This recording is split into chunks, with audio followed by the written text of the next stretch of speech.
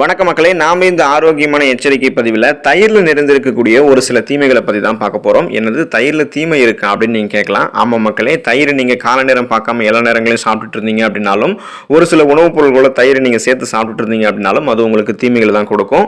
குழந்தைகள் முதல் பெரியவர்கள் வரை அனைவருக்குமே விருப்பமான உணவு தயிர். நம்முடைய உணவு பட்டியலில் நம்ம தயிருக்கு மிக முக்கியமான இடத்தை கொடுத்துருப்போம். ஆனால் கால நேரம் பார்க்காம நம்ம தயிரை சாப்பிட்டோம் அப்படின்னா அது நமக்கு பல பிரச்சனைகளை ஏற்படுத்தும் அப்படின்றத நீங்கள் தெரிஞ்சுக்கோங்க. அப்படின்னா தயிர் சாப்பிடுவதற்கு எது சிறந்த நேரம்? தயிரை சூடுபடுத்தி சாப்பிடலாமா வேணாமா? தினமும் சாப்பிடலாமா சாப்பிடக்கூடாதா? எந்தெந்த உணவுப் பொருட்களை சேர்க்கக்கூடாது அப்படின்ற அனைத்து கேள்விகளுக்குமே விடையே இந்த பதிவில் நம்ம பார்ப்போம். அதை பார்க்கறதுக்கு முன்னாடி இந்த வீடியோவுக்கு மட்டும் ஒரு லைக் கொடுத்துட்டு இந்த தகவலை உங்களுக்கு தெரிஞ்சவங்களுக்கும் ஷேர் பண்ணிடுங்க. இது அவங்களுக்கும் பயனுள்ளதாக இருக்கக்கூடிய ஒரு ஆரோக்கியமான பதிவு தான். இது போன்ற அப்டேட்ஸ்கள் நீங்கள் தொடர்ந்து பார்க்கறதுக்கு நம்மளுடைய ஹெல்த் நியூஸ் தமிழ் சேனலை சப்ஸ்கிரைப் பண்ணிட்டு பக்கத்தில் இருக்கக்கூடிய பெல் பட்டனையும் கிளிக் பண்ணி ஆல் அப்படின்ற ஆப்ஷனையும் செட் பண்ணி வச்சுக்கோங்க. அப்போ தான் நான் போடக்கூடிய எல்லா ஹெல்த் அப்டேட்ஸும் உங்களுக்கு நோட்டிஃபிகேஷனோட அடிக்கடி வந்து சேரும். சரி வாங்க மக்களே, இப்போ வீடியோக்குள்ள போயிடலாம். கால நேரம் பார்க்காம நீங்க தயிர் சாப்பிட்டீங்க அப்படின்னா அது உங்களுக்கு பல பிரச்சனைகளை ஏற்படுத்தும். அப்படின்னா தயிர் சாப்பிடுவதற்கு எது சிறந்த நேரம்னு கேட்டீங்கன்னா நண்பகலுக்கு முன்பாக தயிர் சாப்பிடுவது நல்லதுங்க மக்களே. நண்பகலுக்கு முன்பான நேரம் எதுன்னு கேட்டீங்கன்னா காலை உணவுக்கும் மதிய உணவுக்கும் இடைப்பட்ட நேரம், அதுதான் நண்பகல் நேரம். அந்த நேரத்தில் நீங்க தயிர் சாப்பிடலாம்.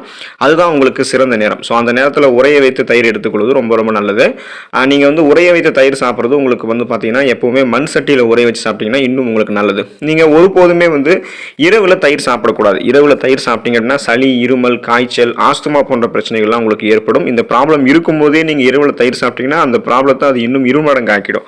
அதனால நீங்க காலை உணவுக்கும் மதிய உணவுக்கும் இடைப்பட்ட நேரம், அந்த நண்பகல் நேரத்தில் மட்டும் தயிர் சாப்பிடுங்க. இரவுல தயிர் சாப்பிடாதீங்க. இரவுல நீங்க எப்படி தயிர் சாப்பிடக்கூடாதோ அதே போல காலையில் இருந்ததும் வெறும் வயிற்றில் தயிர் சாப்பிடக்கூடாது. காலையில் இருந்ததும் வெறும் வயிற்றில் தயிர் சாப்பிடக்கூடிய பழக்கம் உங்களுக்கு இருந்துச்சு அப்படின்னா ரத்த அழுத்தம் உங்களுக்கு ஏற்படும். அதாவது பிபி என்று சொல்லக்கூடிய பிளட் பிரஷர், அந்த ப்ராப்ளத்தால் நீங்க அஃபெக்ட் ஆவீங்க. எனவே அது போலையும் நீங்க எடுத்துக்காதீங்க. தயிரை வந்து ஒரு சில பேரெல்லாம் சூடுபடுத்தி சாப்பிடுவாங்க, தாளிச்சு சாப்பிடுவாங்க. இந்த எண்ணெய், மிளகாலாம் போட்டு கடுகெல்லாம் போட்டு தாளிச்சு சாப்பிடுவாங்க. தயிரை நீங்க சூடுபடுத்தியும் சாப்பிடக்கூடாது, தாளிச்சும் சாப்பிடக்கூடாது. வேணும்னா நீங்க தயிரை வந்து அது கூட வந்து சர்க்கரை வேணா சேர்த்து சாப்பிடலாம். இது வந்து உங்களுடைய உடலுக்கு உடனடி எனர்ஜி, ஆற்றலை வந்து கொடுக்குமே தவிர நீங்க தயிரை வந்து சூடுபடுத்தும் பொழுதோ அல்லது தயிரை நீங்க வந்து தாளிச்சு சாப்பிடும் போதோ உங்களுக்கு நன்மை கிடையாது. தினமும் ஒரு சில பேரெல்லாம் வந்து தயிர் எடுத்துக்கோங்க. தயிர் வந்து தினமும் எடுத்துக்கொள்ளக்கூடிய உணவே கிடையாது. அதை நீங்க தெரிஞ்சுக்கோங்க. தயிர் வந்து ரத்த குழாய்களில் அடைப்பை ஏற்படுத்தும். நீங்க தொடர்ந்து எடுத்துக்கிட்டே இருந்தீங்க அப்படின்னா, தொடர்ந்து நீங்க தினமும் தயிர் சாப்பிட்டீங்க அப்படின்னா உடல் வீக்கம், அரிப்பு, அக்கி போன்ற பிரச்சனைகள்லாம் உங்களுக்கு ஏற்படக்கூடும். தயிர் நீங்க தொடர்ந்து சாப்பிடுவதன் மூலமாக உடல்ல கொழுப்பு அதிகமாக சேர்வதால ரத்த குழாய்களில் அடைப்பு, சர்க்கரை நோய் போன்ற பிரச்சனைகள்லாம் உங்களுக்கு வந்து உருவாகும். எனவே நீங்க தினமும் தயிர் சாப்பிடுவதை தவிர்க்கணும். தினமும் தயிர் சாப்பிடுவதை தவிர்த்துட்டு வாரத்தில் 2 அல்லது 3 நாட்கள் மட்டுமே நீங்க தயிர் சாப்பிடணும். அதுவும் ஒருவேளை மட்டும்தான் நீங்க தயிர் சாப்பிடணும். அதுவும் எந்த பிரச்சனையுமே அப்பதான் உங்களுக்கு வராது. அந்த ஒருவேளை எப்படி அப்படின்னு பார்த்தீங்கன்னா காலை உணவுக்கும் மதிய உணவுக்கும் இடைப்பட்ட நேரமான நண்பகல் நேரம், அந்த நேரத்தில் நீங்க தயிர் சாப்பிட்டீங்கன்னா நல்லது. மற்ற நேரங்களில் நீங்க தயிர் சாப்பிடும்போது அது உங்களுக்கு தீமைகளை தான் விளைவிக்கும். தயிரை நம்ம எந்தெந்த உணவுப் பொருட்களை சேர்த்து எடுத்துக்கொள்ளக்கூடாது அப்படின்றத பற்றியும் தெரிஞ்சுக்குவோம். தயிரோட நீங்க வெங்காயத்தை சேர்த்து எடுத்துக்கொள்ளக்கூடாது. வெங்காயத்துடன் தயிர் சேர்க்கிறத நீங்க தவிர்க்கணும். மக்கள் பெரும்பாலும் இந்த தயிர் பச்சடி, அப்புறம் ரைதா அப்படின்லாம் சொல்லுவாங்க, வெங்காய பச்சடி அப்படின்லாம் சொல்லுவாங்க. தயிரோட நீங்க இந்த மாதிரி எடுத்துக்கொள்ளக்கூடாது. தயிர் வந்து குளிர்ச்சியானது, அதே நேரத்தில் வெங்காயம் வந்து உங்களுடைய உடலில் வெப்பத்தை உற்பத்தி செய்யும். அப்படின்றதால இந்த பழக்கத்தை நீங்க உடனடியாக நிறுத்தணும். இல்லை இந்த கலவைகள் நீங்கள் தொடர்ந்து சாப்பிடும்போது உங்களுக்கு அலர்ஜி ஏற்படுது அப்படின்னா சொறி, அரிக்கக்கூடிய தோல் அலர்ச்சி, தடிப்பு தோல் அலர்ச்சி மற்றும் பிற ஸ்கின் டேமேஜ்கள், பிற தோல் ஒவ்வாமைகள், ஸ்கின் டிசீஸ் எல்லாம் உங்களுக்கு வந்து ஏற்படுத்தக்கூடும். இதனால வெங்காயத்தையும் தயிரையும் ஒன்றா சேர்த்து சாப்பிட்றதை நீங்கள் நிறுத்திக்கிறது நல்லது.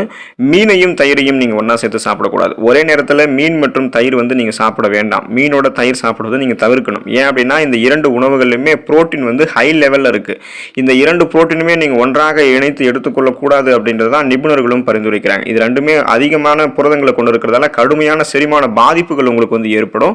அஜீரணம், சிறந்த வயிற்றுப்போக்கு போன்ற பிரச்சனை, வயிறு தொடர்பான பிரச்சனைகள்லாம் ஏற்படும். வாயு போன்ற பிரச்சனைகள்லாம் ஏற்படும். அதே போல உங்களுடைய ஸ்கின்லையும் இது வந்து டேமேஜ் ஏற்படுத்தும். பல விதமான தோல் நோய்களையும் ஏற்படுத்தும்ன்றது நீங்க தெரிஞ்சுக்கோங்க. எனவே மீனையும் தயிரையும் ஒன்னா சேர்த்து நீங்க சாப்பிடாதீங்க. பால் மற்றும் பால் பொருட்களை தயிரோட இணைத்து எடுத்துக்கொள்ளக்கூடாது. அதாவது பாலோட வந்து தயிர் சேர்க்க வேண்டாம். பால் மற்றும் தயிர் ஒரே குடும்பத்திலிருந்து தான் வருது. இது ரெண்டுமே பார்த்தீங்க அப்படின்னா விலங்கு மூலப்புரதம். ஸோ இது என்ன பண்ணும் அப்படின்னா இதில் ஹை புரோட்டீன் இருக்கு. அதனால வந்து இது ரெண்டுமே நீங்கள் ஒன்றா சேர்த்துக்க கூடாது. பால் உங்களுக்கு செரிமானம் ஆகாது. இதே வந்து பார்த்தீங்கன்னா தயிர் உங்களுக்கு ஈஸியாக செரிமானம் ஆகிடும். இது ரெண்டுத்தையும் ஒன்றா சேர்த்துக்கும் போது அந்த புரதங்கள் உங்களுக்கு வந்து அதிகமாக கிடைக்கும் பொழுது வயிற்றுப்போக்கு, அமிலத்தன்மை, வீக்கம் மற்றும் வாயு போன்ற பிரச்சனைகள் எல்லாத்தையுமே ஏற்படுத்தும். அப்படின்றதால கடுமையான செரிமானம் சார்ந்த பிரச்சனைகளை நீங்கள் சந்திப்பீங்க. எனவே பால் மற்றும் தயிரையும் ஒன்றா சேர்த்து சாப்பிடக்கூடாது. ஒன்று நீங்கள் பால் எடுத்துக்கணும், இல்லைன்னா தயிர் எடுத்துக்கலாம். உளுத்தம் பருப்பையோ அல்லது உளுத்தம் பருப்பால் செய்திருக்கக்கூடிய மற்ற உணவுகளையோ நீங்கள் தயிரோடு இணைத்து எடுத்துக்கொள்ளக்கூடாது. சாப்பிடக்கூடாது. உளுத்தம் பருப்பை வந்து தயிரோட சேர்த்து இணைத்துக் கொள்வது உங்களுடைய செரிமான அமைப்பை வந்து சீர்குலைக்கும். இது அஜீரணம், வயிற்றுப்போக்கு மற்றும் வயிற்று உப்புசத்தை உங்களுக்கு ஏற்படுத்தும். ஸோ இந்த மாதிரி கடுமையான செரிமானம் சார்ந்த பிரச்சனை, சீரற்ற குடல் இயக்கம், மலச்சிக்கல் போன்ற பிரச்சனை எல்லாம் உங்களுக்கு வந்து ஏற்படும். நீங்கள் வந்து உளுத்தம் பருப்பை தயிரோட இணைத்து எடுத்துக்கொண்டீங்க அப்படின்னா. மாம்பழத்தை நீங்கள் தயிரோட சேர்த்து சாப்பிடக்கூடாது. வெங்காயம் மற்றும் தயிர் போலவே தயிரை வந்து நீங்கள் மாம்பழத்தோட இணைத்து சாப்பிடக்கூடாது. உங்களுடைய உடலில் வந்து பார்த்தீங்கன்னா தயிர் குளிர்ச்சி ஏற்படுத்தும். மாம்பழம் வந்து பார்த்தீங்கன்னா வெப்பத்தை உங்களுக்கு உண்டாக்கும். ஸோ இது வந்து என்ன பண்ண முடியும்னா ஈஸியாக உங்களுக்கு வந்து செரிமானம் சார்ந்த பிரச்சனைகள் ஏற்படுத்தி உங்களை எப்போதுமே மந்தமாக வச்சுருக்கும். அந்த செரிமானம் நடக்கிற வரைக்குமே உங்களுக்கு மந்தமாக இருக்கும். தோல் சார்ந்த பிரச்சனைகளுக்கும் உங்களுக்கு வந்து வழிவகுக்கும். ஸ்கின் டிசீஸ் வந்து உங்களுக்கு உருவாகும். ஸோ இந்த மாதிரி உணவுகளை நீங்கள் தயிரோட இணைத்து எடுத்துக்கொள்ளும் போது 2 பிரச்சனை உங்களுக்கு கன்ஃபார்ம் வரும். ஒன்று வந்து செரிமானம் சார்ந்த பிரச்சனை, இன்னொன்று வந்து தோல் சார்ந்த பிரச்சனை, அரிக்கக்கூடிய தோல் அலர்ஜி போன்ற பிரச்சனைகள்லாம் ஏற்படும். அதனால நீங்க தயிரோட இந்த உணவுகளை சேர்த்து சாப்பிட்றத நிறுத்திக்கோங்க. அதுதான் உங்களுக்கு நல்லது. தயிரை நீங்கள் சூடு பண்ணாமல் அப்படியே வந்து சாப்பிட்றது தான் உங்களுக்கு நல்லது. ஒருவேளை நீங்கள் தயிரை சூடு ஏற்றுனீங்கன்னா அதில் என்ன நடக்குன்றது தெரிஞ்சுக்கோங்க. தயிரை வந்து சமைக்கிறது அல்லது தயிரை சூடாக்குவதால் அதில் இருக்கக்கூடிய புரோட்டீன், அந்த புரதங்கள் சிதைவடைவதற்கு அதிகமான வாய்ப்புகள் இருக்குது. அதோட இந்த மாதிரி நீங்கள் தயிர் வந்து சமைத்து எடுத்துக்கொள்ளும் போது அதில் இருக்கக்கூடிய ஊட்டச்சத்து மதிப்பு, தயிரோடைய ஸ்ட்ரக்சர் இதில் எல்லாத்துமே மாற்றம் ஏற்படுவதால் அது எந்த விதத்துலையுமே உங்களுக்கு பலன் சேர்க்காது. தயிரில் இயற்கையாகவே ஈரப்பதம் காணப்படும். இதை நம்ம சமைக்கும் பொழுது அந்த ஈரப்பதம் இல்லாமல் போயிடும். ஸோ இப்படிப்பட்ட நிலையில் தயிரோட டேஸ்ட், அந்த சுவையே மாறிடும், நன்மைகள் உங்களுக்கு கிடைக்காது. நம்ம எப்பயுமே வந்து ஒரு உணவை வந்து சூடேற்றோம் அப்படின்னா அதில் இருக்கக்கூடிய பாக்டீரியாக்கள் வந்து அழிக்கப்படும். ஸோ குறிப்பாக வந்து சொல்லணும் அப்படின்னா இந்த தயிர் நம்ம சூடேற்றும் போது அதில் இருக்கக்கூடிய நல்ல பாக்டீரியாக்கள் வந்து அழிக்கப்படும். இது ஒரு பாதுகாப்பு முறை இல்லை அப்படின்றத உங்களுக்கு சொல்கிறாங்க. அதனால் நீங்கள் நல்ல பாக்டீரியாக்கள் உங்களுடைய குடலுக்கு கிடைச்சி குடலுடைய ஆரோக்கியத்தை தயிர் மேம்படுத்தும். நீங்கள் அந்த மாதிரி டைமில் தயிரை சூடுபடுத்தி எடுத்துக்கிட்டிங்கன்னா அதில் இருக்கக்கூடிய பாக்டீரியாக்கள் அழிக்கப்படுறதால அது உங்களுக்கு 1% கூட நன்மையை தராது. வெறும் நீங்கள் சும்மா அந்த சுவைக்காக வேணால் சாப்பிட்டுக்கலாம். ஆனால் நீங்கள் தயிரை சாப்பிடும் போது, அதாவது அப்படியே உறைந்திருக்கக்கூடிய தயிரை சாப்பிடக்கூடிய சுவை உங்களுக்கு சூடு ஏற்றும் போது கிடைக்காது. பச்சையாக நீங்கள் தயிரை சாப்பிடும் போது இருக்கக்கூடிய அந்த டேஸ்ட், சுவை வந்து அதை சமைத்ததுக்கு அப்புறம் உங்களுக்கு நிச்சயமா இருக்காது. அது நன்மைகளையுமே உங்களுக்கு கொடுக்காது. இதே நீங்கள் தயிரை வந்து சமைக்காம அப்படியே வந்து பார்த்தீங்கன்னா உறைந்திருக்கக்கூடிய தயிரை சாப்பிடும் போது உங்களுக்கு நிறைய நன்மைகள் கிடைக்கும். அதுதான் ரத்த அழுத்தத்தை வந்து கட்டுப்படுத்தி நல்ல கொலஸ்ட்ராலை உங்களுக்கு அந்த தயிர் வந்து கொடுக்கும். ஸோ பிபியை கண்ட்ரோல் பண்ணி கொலஸ்ட்ராலாம் கண்ட்ரோல் பண்ணிக்கலாம். இதன் மூலமாக இதய ஆரோக்கியத்தை தயிர் உங்களுக்கு மேம்படுத்துறதுக்கு உதவிகரமாக இருக்கும். பிஹெச் அளவெல்லாம் உங்களுடைய உடலை வந்து சரிசமமாக இருக்கும். தயிரில் வந்து புரோட்டீன் அதிகமாக இருக்குது. ஸோ நம்ம வந்து தயிரை பச்சையாக சாப்பிட்றது தான் நம்மளுக்கு ரொம்ப ரொம்ப நல்லது. அப்படி சாப்பிடும்போது தான் அந்த ஹை புரோட்டீன் நம்ம கிடைக்க ஆரம்பிக்கும் போது புரோட்டீன் இல்லாததால் நமக்கு என்னென்ன குறைபாடுகள் ஏற்படுதோ அந்த நோய் எல்லாத்தையுமே தயிர் வந்து நமக்கு குணப்படுத்திடும்.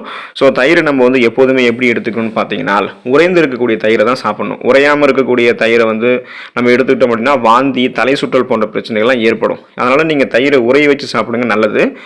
உறைய வச்ச தயிரை வந்து மண் சட்டியில் இன்னும் நீங்கள் உறைய வச்சு சாப்பிட்டீங்கன்னா அது இன்னமும் உங்களுக்கு ஆரோக்கிய நன்மைகளை அப்படியே ஊட்டச்சத்துக்களை கூட்டி தரும். அதனால நீங்க மண் சட்டியில் தயிரை உறைய வச்சு சாப்பிட்றது ரொம்ப ரொம்ப நல்லது.